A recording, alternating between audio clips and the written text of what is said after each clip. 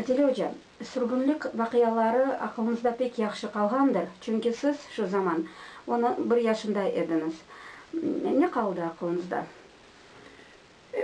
11 yaşındaydım ama o günün, o facia günün sabahını aklıma çok yaxşı kalmadı. Kapıya oturup kirgenleri eşitmedim ama endi kirgen son, eve kirgen son ben onları gördüm. Bir ofisler idi, onun yanına 2 tane de soldat idi. Soldatların ellerinde tüfekleri, ofislerin kuşağına bağlı nagan ya da pistoleti olmalıydı. Son dediler bize bir kağıt, bir şey, ferman gibi bir şey okumadılar. No, dedi, Ağzavi dedi, вот крымские татары выселяются из Крыма, мы вам даем 20 минут, и вот мы здесь будем, собирайтесь, потому что мы сами должны двери закрыть и уйти, dedi. Anam şaşmaladı. Anam idi yalnız 3 balanın. Bu kapamın apti, ben Yaltalıyım. Aptimin emininin yaşı benden 5 yaş boyu koydu. 15-16'ya gelip oturdu. 11,5. Benden küçük Alime kardeşim 41 senesi doğan balası 2,5 yaşında demek. Anam, babam yok idi. Neredeydi erkekler? Herkes biliyor. Bazıları idi cenkte. Babamın yaşı çok büyük idi. Babam idi 896 senenin balası da. Cenk başlaganda da onu almadılar armaya. Onun için babam okupasya vaktinde de biz yenidi. Ama kaçan Sovet ordusu geldi de demek 16 Mart'ta boşalttı. Nemselerden Yalta'yı, babamın da indi yaşı bayağıydı da, indi 50'ye gelip oturdu. Babamı birkaç gün evvelsi Trudarmi'ye alıp gittiler. Erkekleri, bu yaşında erkekleri, hem de 16 yaşından galiba yaşlarımızda, demek ki bizim köylerimizde, şehirlerimizde erkekler yok idi. Ya da oğlan balalar 16 yaşına gelgenleri ya da çok hartlar. Anam yalnız 3 balanın ne yapacağını bilmiyor, anlamadı, aklına gelmedi, ağlamaya başladı. Biz de balalar onun yanına sıkılıp ağlamaya başladık. Anam bir şey almadı, bir doküman bir şey almadı. Niye kendi pasportuna, evet babamın pasportu onun kolunda olmalıydı. Belki de yok. Demek ne yaşamaya, ne geldi aklına onu aldı. Urba ya biz kışta da anda kalacağımızı onu söylemedi. Onun için kışlık urba bir şey kimse almadı bana göre. Ne taptı, ne gözüne erişti, onu da alıp bir bohçacık yaptı. Bir bohça yaptı. Onun endi çıkın deyip ne derler bu soldatlar. Endi biz çıktık. Kapıyı ofisler kendisi kapattı. Anahtarı cebine koydu. Biz çıktık gittik. Bize dediler Ayvaslı'nın Derekoy'un arasına, Yalta'nın arasına bir kopur var idi. Derekoy Kıdiyen Özencik'ten geçin. Anda toplaşır. Biz geldik oraya hem Ayvaslılar hem Derekoylu Yaltalılar toplandı. Oraya biz bütün gün oturduk. Şimdi öyle vakit geldi. Anam bakar komşularımız giderler eve de kaytıp gelirler. Korka yollamadılar buraya toplaşır deyip bir şeyler getirirler. Bazıları anam gördü un getirdiler çuvalın yarım çuval kadar. Birisi kartop getirmiş. Anam dedi Aptimi Emine boyumuza dedi sen ufağına tur buraya da biz ailenin gidecek doğru yoldan gitmeyeceğimiz yavaş yavaş bostanlar arasına belki manda evlerinin arasına da bahçe bostanlık var idi. Oradan geçtik de evimize geldik, kapımız kapalı. Bizim evimiz caminin karşısındaydı. Cami hem de eski mezarlık var idi da o mezarların üstünde eskiden kadimki baş taşlar baride Arap yazıları yazılmış. Onu ben balalıktan beri yaxşı bileyim. Son demek ne yapayım? Anam aldı bizim ev, Turan evlerimiz ikinci kattaydı. Yani birinci kattaydı, bir padval derdiler o vakit. Bir aram gibi bir şey. Anda anam babamın neleri var idi, aletleri çeşitli, eve gerek şeyler. Anamdan da tavuk tutar idi, bir iki tavuk. Anam dedi, aldığından merdiven, ufak, boyuk merdiven iki kata çıkmak için de demek çıktı kendisinden de kırdı camı. Anda bizim abim neler, balkon derdiler, balkon gibi camlı. Kırdı da bana dedi, sen kir de. Bana dedi, bu eve girip alandan bir yastık astarını. Onun git kuhnyaya da anda bizim bir boçka varil içinde varil derdiler. Un var. Sep anda ne kadar sep olursun un. Hem de dokumentleri kendi aklına gelmedi anamın. Ben de kelgen son bir hazan dedi anam. Kaşık bize al dedi. Dan bir şeyler dedi bilmem ben o kadar ben alıp çıktım o şeyi. Anama verdim. Son çıktık merdivenden. Kapılar kapalıydı. Geldik. Akşam ne vakit o maşinalar geldi, onu da benim aklıma yok. Belki ben bala olarak, belki ben de yokladım bir yeri anamın yanına oturup bilmem. No gece maşinaya mingen son, gitken son, gece uyandım da ben bir baktım, biz Aypetri tarafından gidermiş, o yönderdi anam, babam yok idi yanımızda da, belki bana da doğru demedi. Bu Bahçesaray yanındaki bir stansiya var idi, polis stansiyası. Süren, şimdi derler Süren. Neydi onun adı, bilmem de tercih. Demek anda minmişik. Haçan biz Aypetri tarafından, biz Yaltalı'da, kendi baktım geceydi, baktım sol tarafa da gördüm anda denizi. Ben bana görünce bir şeyler, belki aylı geceydi. Bir şeyler görünürdü. Da dedim bu ne olmalıdır? Deniz olmalıdır. O da kaldı aklıma. Sonra vagonlara nasıl mingenimiz onu da benim aklıma yok. No şimdi vagonlar içinde oturganımız biz 20 günden çok yoldaydık. Birinci günü demek herkes çıktı. Merdivenleri de o vagona çıkmaya çok zor idi. Bağları bilen elsi kaldırıp koyardılar. Kadınlar da zorla kadınlar çıkmaya gerek olsa tepedeki çıkanları el uzatıp bunları çekip alırdılar. İki ufak merdiven var idi. Yere varmağına. Bu tipluşkalar onu bilirsiniz. Anda iki tane tahta naves var idi. İlk taraftan. Sonra ufak bilen pencereler, camsız, onlar kapalı idi galiba, nasıl kapalı bilmem. No, tepeye çıkanlar biz çıkıp olamadık. Bizim yerimiz, bize yer kaldı anama Ucubalay'ın kapının yanına. Anda demek oturduk. Sonra azıcık yerleştik, birkaç gün gittik.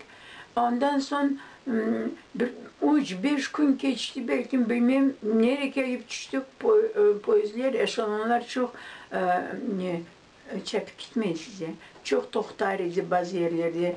Niçin deseniz bu vayen harbi eşelonlar da soldatlar, yani askerler giderler front tarafına da. Onun için biz çok saatler yine oturduk bazı stansiyalara. No 5 gün mü geçti, 3 gün mü bilmem başladılar bir stansiyaya başladılar ekmek getirip vermeye. Her vagonun starostı vыбирайте dediler. Bizim kimiydi bilmem, bir erkek olmalıydı ya da belki bir kadın. Demek olar barırlar, gelirler son sayarlar, bakarlar. Anamın demek 4 balası, demek 3 balası, 4 ağız. Dördümüzün ne kadar gerek ekmek kesip verirler. Ya un aldınız ondan bir şey pişirip ondan anam yaparız piteler yolda. Evet 20 günden çok gittik de. O piteye de biz tava beni yolladı da ne Saud almaya. Ben tava gibi bir şey almadım. Bir kazan uç boyu kaşık, bir ufak kaşık, ufak kardeşim için. Onun için anam bir teneke taptı. Her teneke parçası, anda bir yere da koyardı onu taş üstünde, dibine bir şey yakıp, o teneke üstüne bir hamurcuk yapıp yaydırırdı da onu iki taraftan çevirip yetişse onu çapıp olardı. Onu aşardık. Ne aşardık o da aklıma da kalmadı. Evet hepimiz aşırdık, hepimiz bitliydik. Bizim vagonda da bir kadın geçindi de onu nereye bilmem, halk belki de onun soyları da belki bilmeyiz nereye. Çıkardılar, bıraktılar, ahrana derdi, astavci, mısami derdi. Çıkardık, poyuzun yanına koyduk, konmaya vakti yoktu. Hem konmaya, hem bir şeyler kazmaya, dualar yapmaya, haç meftamız bizim duasız, bir şeysiz kara yerlere girip gitti. Demek bizim o arançı, tavuktan başka bir eşki de tutardı ama o eşki de bu deportasya demek ki yani olmagan bir hafta kadar galiba sonki paramızı toplayıp anam onu verdi de satın aldı o eşkiyi. Sütlü eşkiydi bizi bir şey, biz bağları aşamaya bir şey tapılırdı. O eşkiyi de evet anam yanına alamaz. Hem de aran içinde bırakıp okurun hayvanı da istemedi de komşu Kazanskı Tatar kabarıydı. Kazan Tatarı onu neydi bilmedi. Belki Meryem Kazan apa Meryem bir şeyler derler. O Kazan Tatarı o vakit sürgün etmediler. Onları belki ettiler, belki son bizimle onlar gitmediler. Demek aldı bardan da. O tavuğu bir tavuğu anam biz ekimiz gelgende bu camı kırıp gelgende ben girdim. Anam o vakit bir tavuğun başını kesti de aldı yanımıza dedi belki biz de pişirecek yolda bir şey. O tavuğu handinin başını kesti de anam aldı. Birkaç gün geçken son toktatırlar çöy ortasına da halk şu bir taşlar tapıp bir ocak yapıp koyardı kazanına da ya da su kaynatırdı ya da bir şeyler çorbalar kim yetiştirdi. Ama ne kadar oturacağımızı kimse bilmezdi toktav vaktinde. Onun için anam koyardı ateşe, başlardı kaynamaya o tavuk, pişirmeye yetiştirmezdi. Kıçırırdılar, vagonam, anam alırdı o kazanı sıcak sıcak çapardı vagonlara binip kaç kere bulan oldu da birkaç gün arasında o tavuğu da pişirip olamadı. Sasında da biz onu savurup attık, aşağı geçmeydi. O yaşadı oldu. Ama baştaki günleri toktasa da eşalon kapıları açmazlar, halkları yollamazlar. Yalnız gerek olsa bir ayak yola varmaya halk çok, balay çok. Çöller arasında ya da şehirlerin boş arasında yerlerde toktatırlar da biz anda şu demek kim yeri tapsa çapar diyor. Ama bazı vakit tüm düz yer saklanmaya da bir yer yok. Gayrı kadınlar ne yapacaklar? Ballara yakşı bir şey değil. Biz gerek şeyimizi yaparız. Demek ki başladılar ökmek. Bazı çok seyrek çorba da bilirim. Yaxşı ki ben bir kazan aldım anamın sözünün. O kazancı demek ki çorba nasıl getirip verirler onu da aklıma yok. Bazı vakit derler nelerde ofisyal nelerde metinlerde yazılmış eğer vagonda ya da eğer poyuzda vraç varmış, hemşire varmış, kimse yok idi. Bize kimse gelmedi. Bizim vagonçı bizden ayrı. Kimse yok idi. O vagonlarda bizden evvel o vagonlarçı askerleri evet çünkü alıp getirirler. Ya bizden evvel başladı da indi bu sürgünlük Nemseleri bilirsiniz Kırım'dan Hırbir senesi, başkalarını tam bilmem Çeçenlerin ya vakit. O vagonlar adam için vagonlar değildi. O vagonlar bit doluydu, kirliydi. Biz anda hepimiz bitleştik. Hepimiz haşınır, hepimiz kirli. O kadar bilmem kaç, belki 100'e kadar belki adam, balalar yine bit. Biz anda rahat yatmazdık, yatmaya da yer yok idi. kim naz mümkün olsa bazı oturup bilen polisiye açık niyeti başına ardına geçirip belki yuhlap olur der böyker. Balalar anaların dizleri üstünde. Demek ki biz balaları biz o kadar belki facia olanı bu faciayı anlamadık. Ben de onu o vakit anlamadım. Şu son indi anamın lafına gelgen son düşken sonunda çok şeyi başka gözüm gördüm. Anladım. Bizi getirdiler, düşürdüler Begavat, Taşkentskaya oblast, город Begavat. Geldiler de düşürdüler neye, yerse, toprakse. Son geldi haç adam da dedi, isteyenler gitsin neye, Taşkent'e aviasyonlu zavod. İsteyenler gitsin savhoz, bizim bunda rayonda 3 tane savhoz var. Dalverzin 1, Dalverzin 2, Dalverzin 3'miş adları. Nedir o Dalverzin? Ben bugüne kadar da kimse bana anlatıp olamadı. Demek ki anam dedi, babam hakkında söylemek istedim. Babam idi, demek ki onu aldılar, gittiler Trudarma'ya. Ama dediler, birkaç gün evvelsi, sürgünden evvel, dediler, özünüz kendi ayağınızla nasıl isteseniz gidin Ahmet'te, andan sizi Rusya'ya verecekler. Nasıl gitti babam bir adamla koşulup koyduğun koyu, ya maşinalar kesseler de harbi maşinalar, anda onu onları almazlar. Gelip düşler kaç günden son, babam derdi, Ahmet'te bir tanışının evine gelmiş, o vakitte geldi düştü sürgünlük gecesi. Babam o başka bir ailenin tanış adamın ailesinin başka bir eşalona durup başka bir vagonlara girip gitti.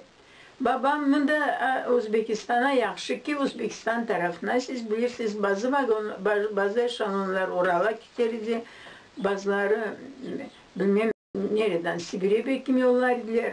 Onu o kadarlık bilmem. Babamın eşalonu gelip çıkmış Taşkent'in dibine Velika Alekseyevskaya diye stansiya var. O şimdiye kadar var, şimdi var. Andan da demek demir yolundan bir kolhoz mu, savhoz mu, pamuk savhozu mu, kolhoz mu, andan vardılar bizimkileri. Hem de dediler işlemeye indi tarlaya çıkacağız. Babam demiş, benim Xorantam haldan da ben bana ruhsat verin de ben her gün sabahtan gideyim.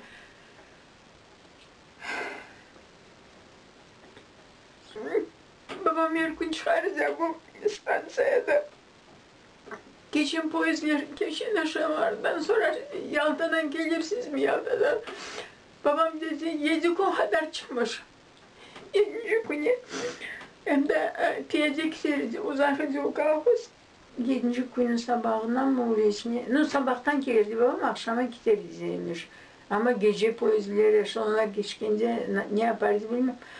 Bazı vakit derdi, gitmezdim anda savhoza mı, kalkoza mı?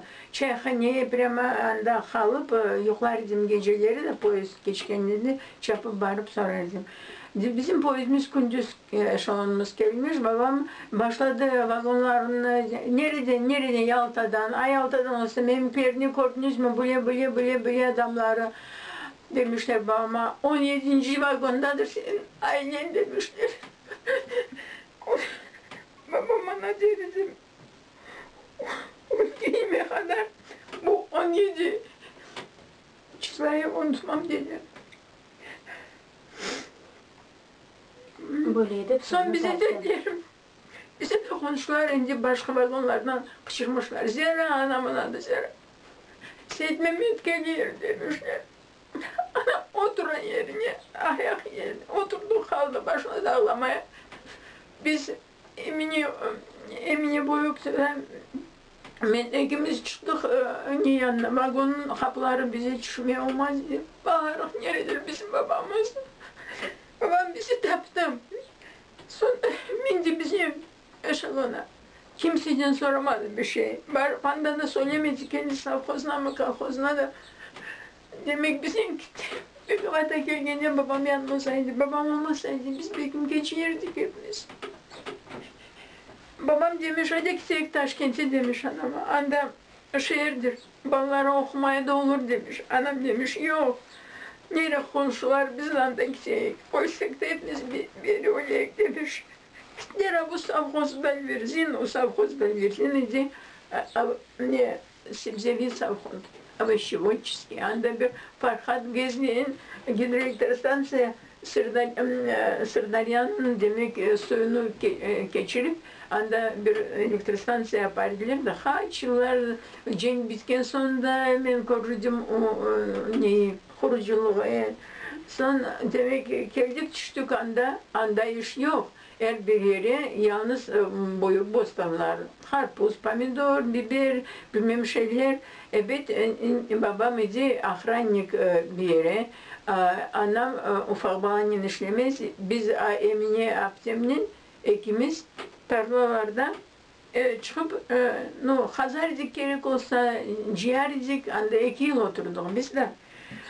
2 yıl oturduk. Onun için benim adıma da ben onu bilmedim. Sonki vakti cizminde gelgen son anladım. Benim adıma da vedomuslar varmış da bana aylık verilirmiş. İşlegenime. Oturduk 2 yıl. Şimdi babam başladı işlemeye anda yerli aşhaneye bizim spespresiyensler için pişirici şorba. Kunde bir kere kun ben Kazan'dan giderdim. Babam bize herkese de manada demek bizim aileye çorba verirdi, getirirdim. Onun biz geçindik. Bize bilen bir bostan bir şey yapmaya mümkün oldu. Gelecek senesi bize uçak verdiler. Ne saçardık anda? Buğday saçardı. Anam da saçtı. Buğday mı, arpa mı bilmem. Komşu tarladan. Eğer gelmesen gece onu orup alırlar pişmeye başladığında. Dan yeşiliydi o şeyler ama onlarda mümkün bir çorba, bir botka yapıp aşamaya. Onun için anam yine ikimiz boyu kapı abdemendi kızıcıda. Anam korkardı onu yollamaya 16 yaşına. Ben demek 12 yaşına, 13 yaşına benden o kadar, benim alımı o kadar belki korkmazlar. Ben balaydım. Anam yine ikimiz anda varıp gecelerin yine bu buğday pişmeye başladığında gecelerin anda tarlada yatırdık da gündüz benim elime bir trişyotka verdiler yaptılar da kuşları kovardım ben anda kezip. Anam bana dedi, sen ne istersin saçmayı? Ben dedim olsun 1-2 kun aylan. Onu o idi demek benim saçımlarım da pişken son demek biz. Hepimiz anda hastalandık malaria. O bir ağır, malariyanın ağır bir türlüsü. Onun adı vraçlar derler patpataça imiş. O patpataç çok ağır bir hastalık. Öyle de tutardı bizi bir sıcak temperatura yükselirdi. Ama ondan evvel biz hepimiz uşup otururduk, hepimiz yatırırdık. Ne içindir bilmem, yalnız ufak kardeşim, Halime kardeşim 2,5-3,5 yaşına geldi. O sağlam idi. Biz hepimiz topraklar üstünde yatıp bilen çekişirdik. 46 senesi geldiğinde babam dedi, bunda bana iş yok dedi. Gideyim bu Begavaz şehrine. Begavaz şehri de bu savkozdan 18 kilometreymiş. Babam gittiğinde bu savkoz, bu Farhat Stroy dedim. Babam gittiğinde bu Farhat Stroy'den Farhat Trans maşinalar toprak taşırdılar. Onlara demek babam girdi de başladı yemek pişirmeye, porluk yapmaya, aşpazlık yapmaya.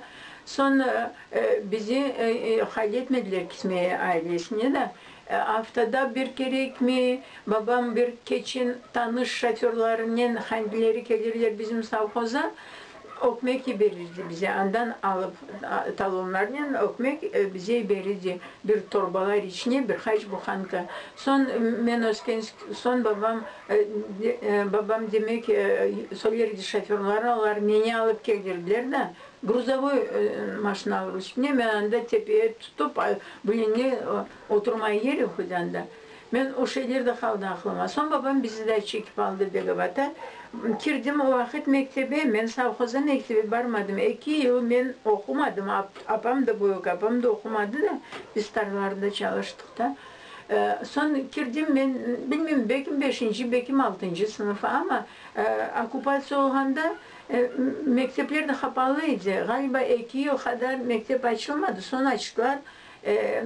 Ben Rus mektebine Yalta'ya olanda Rus mektebine katlardım. O da aklıma var. Ama savxozda hiç okumadım.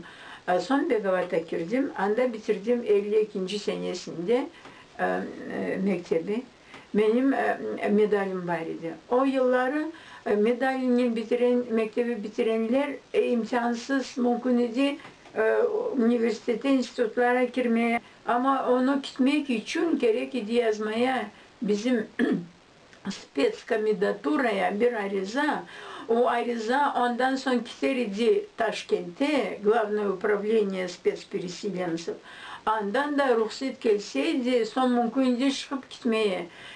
Ben geldim de gelgen günümü üniversitede Samgu derler, Uzgu derler o vakit, Özbekski gısırlar. O güneydi zachисление. Eğer gelmeseydim bir gün sonra ben girip olamayacaktım. Hem de geldim, hem de bana imtihan vermeye gerekmezdi. Onun için beni bir iki soradılar mı, soramadılar mı aklıma kalmadı. Ben girdim, okudum. Adile hocam, bana siz mektebini de pek yaxşı bitirdiniz. İnstitutunu da böyle ala işaretini bitirdiniz. Aspiranturaga girdiniz, alim oldunuz. Filologiya ilimleri doktoru. Buna bu profesör, buna bu ilimge aveslik, tilge, edebiyatga aveslik sizge nasıl etip başlandı? Bu sualga cevabını doğru verip olamam. Bana göre insanın miyi nasıl kurulmuş, insanın Allah nasıl yarattı, onun başına neler koydu, nasıl miler koydu, nasıl demek ondan belki, onun belki bağlı. Babam da idi adi power, aşpaz. Anam da hiçbiri yalnız koy mektebini, başlangıç mektebini bitirdiydi, Tatarcebet. Onu bana kimse demez evde. Otur bana dersini yap. Benim kendi bir isteğim var idi. Ama ben derim belki babamdan bana bu bir akıl tarafından belki bir miras oldu. Babam balalıkta medresede okudu. Baştaki birkaç yıl Kokkoz koyunda medrese varmış. Ben onu ondan sonra Bahçesaray medresesinde okumuş, Zincirli medresede. Ben de Kokkoz'da okuğanını bilmezdim. Babam derdi medresede. Onun bunun bir isteği var idi bu tarafa. Ama öyle çıktı ki onun nesi başının yazısı o aşpazlık, bütün ömrünü aşpazlıkla geçirdi. Ama belki derim babam evet okuduydu. Oku nedir, bilgi nedir anlar idi. Belki ondan da bana bir miras gibi bir şey geçti diye düşünüyorum. Ben de başlatını istedim med instituta girmeye. Kimyический fakültede de istedim. Bana göre nereye varıp girseydim okumaya, eğer bu okumak, bilgi almak isteği olsaydı, onda da belki neticeleri yaxşı olurdu. Bulan çıktı ki Rus dilinden başladım uğraşmaya. Adile hocam, siz institutta çalıştınız, ilimle uğraşmaya istediniz. Bana kıyış bakkan ediler mi sizge Kırım Tatar deyip, öyle oldu mu yok mu? Okugan vakitte ben onu çok duymadım. Ne için deseniz o vakit Tatarlar da az idi. Bizim grupaya yalnız ben idim. Buydu 52. senesi. Ben üniversitede okudum 52-57 seneleri. Başka fakülteleri de çok az ediyor. Ne için az ediyor? Bizi yollamazlar anda. İmtihan vaktinde mahsus alçak bağ yazarlar. No, srizali nazlarlar. Evet ama benim karşıma bir şey çıkıp olamadılar. Medalyom var idi de onun için. Ama okumaya başladım da hep beş gitti. Anda endi adamın, hocanın göz göze söylersinde eğer hoca görse bu bana bir şeyler bilir. Evet onun eli barmayar belki koymaya. Hem de belki bazıları bilmezler. Emirova familya, говорящая familya demek mutlak Kırım'da olacağını belki bazıları alamazlar. Belki o yan oldu bilmem işte. Yaxşı hocalar çıktı belki. Bu şey de olmalı. Adile hocam, ananızdan sizge miras olup kaldı. Birkaç yılların hakkında. Anam o vakit cenk vaktini bir bohçacık yaptı da en mühim, en kıymetli şeylerini bir iki fes, anamın fesi var idi, altınlar tükülmüş idi de üstüne. Altınları elbet söküp aldı ama fes de var idi. Bir ufacık necik bağladı da altınları da kaç tane var idi. Sonra anama en korundum kıymetli şeyler. Anam kendi cihazlik topuğan maramaları, el bezleri ben bilmem ben şimdi gösteririm. Onları anamdan da koydu bohçaya. Şimdi biz bir gavada yaşağında, yoksa diyor savhozda yaşağında anam hepimiz hastaydık, hepimiz açızdık. Baba şimdi baştaki yılı işlemezdi de. Anam dedi babama, Set Mehmet baranda da bizim bohçaya getir, anda bir iki altın var, satarız da belki balları neterik, kurçalarız. Babam çıkıp gitti o vakit. O vakitten bu zakon 20 лет katrıya. Odan çıkmadı izin. O birinci yıldan çıkmadı, ikinci galiba yılda çıktı. Babam gitti ama yine de bizimkilerin peşinde milita çok bakar idi. Babam vardı çıktı, tizemi taptı, o bohçacığı aldı da. Ben bu şeyleri hatıralarımda yazdım. Benim şahsi saytım var. Onun adresidir emirova.com. Onu açsanız hatıralar, vоспоминания tapsanız anda okursunuz. Anda babam demek nas bu şeyleri alıp geldi de nas savhuza gelip çıktı. Da son gerçekten de o altınlardan başladı. Anam yavaş yavaş birer satmaya da bizi demek beslemeye. Anamın topuğan eski tezgah üstüne yapılan anam kendi cihazlık yaptı. Bakın bu anamın maraması. Buna derdi anam karılgaçlı marama. Gördünüz budur temiz pamuk üstünden demek bilen tokulmuş. Ben bu maramayı kendim için sakladım. Parçacık da bez mi bu yoksa bu da marama mı bilmem. Ben yarım kaldı. Bu da anamın tokulan şeyiymiş. Tebine gördünüz budur ne? Buna ne derler ya? Bu şufka. Ne derler bunu? Bunun küçük ne yapılmış? Ama bu tokulmuş. Eski evet. Bu da anamın tokulan şeyi. Budur gördünüz tibidir böyle çok neli telli. Bu anda bir telcikler de geçirilmiştir. O görünüyor. Bilin bir tokuma, telli tokumadır bu. Bu da maramaya benzer. Çok güzel. Bunları ben de saklarım. Bakın bu şeyleri anam 900 senesinin balasıydı.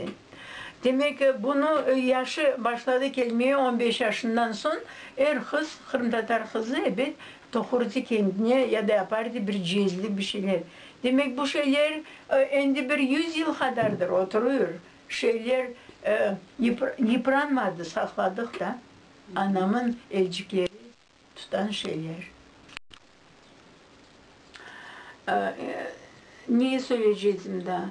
Annem çok severdi yırlamaya. Bizim eski türküleri bilirdi. En bazı türküleri yal boyluydu annem. Bazı türkülerde Türkçe bir iki telaffuzlar var idi. Bazı türküler içinde mesela ağlamak değil de ağlamaya gidiyorlar idi. Ben derdi, men yer. Yok, bilen laf etkende men derdi, evet ama türküler içinde bazı vakit ben der vardı. Demek biz bu eşalona çıkan son bir iki gün geçti, belki bir iki haftada geçti. Sonra halk az çıkınca yerleşti yerine ne de olsa bekleriz işte. Nereye gideceğimiz bilmek, ne vakit geleceğimiz bilmek. Başladı bir iki tertip gibi bir şey. Herkes kendi yerini bilir. Herkes bilir şimdi astanovka olsak çıkacağımız bir şey pişireceğimiz ya da yeteceğimiz. Son bir nereden geldi bir erkek barize yaş adam poyozumuzun vagonumuzun içine onun eline kemanesi varmış. Yalnız o kemanyeyle çıkıp geldi. Hal başladı başlar bir şeyler çalmaya da eski makamları.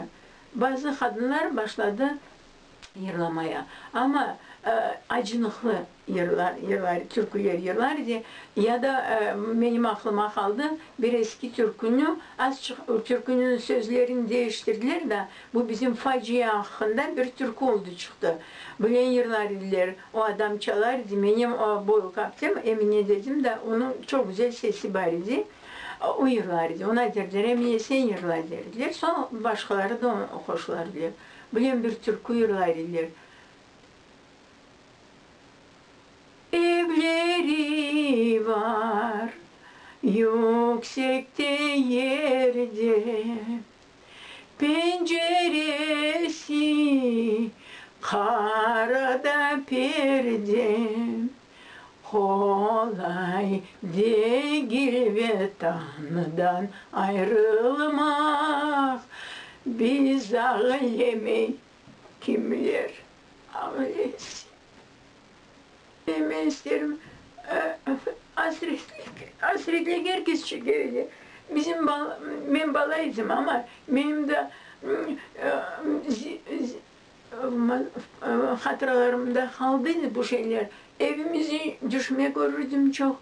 Sonra isterdim eve gelmeye, bir türküler başladı birileri yırlamaya ya da Haçemizim Haytarmaden ansamblımız başladı işlemeye de bize de Samarkand'a da gelirdiler. Ben Samarkand'da yaşardım o vakit. O vakit herkes gelirdi, biz dinleyip ağlardık, yırlardık. O vakit benden sonra da sen balaydın, o kadar hatıralar aklına var mı? Var. Evimizi çok gerek ben düşmeye gördüm. Nazmen çıkardım merdivenlere. Şimdi demek ben ne söylemeyi isterim? Bu hasret hiç gitmezdi. Neyi okusam, mesela Nazım Hikmet diyen bir yazıcı şair var idi, Türkiye şairi ama o komünist demiş ama onu komünist olan için koymuşlardı. Hasret olmuş kendi Türkiye vatanına da.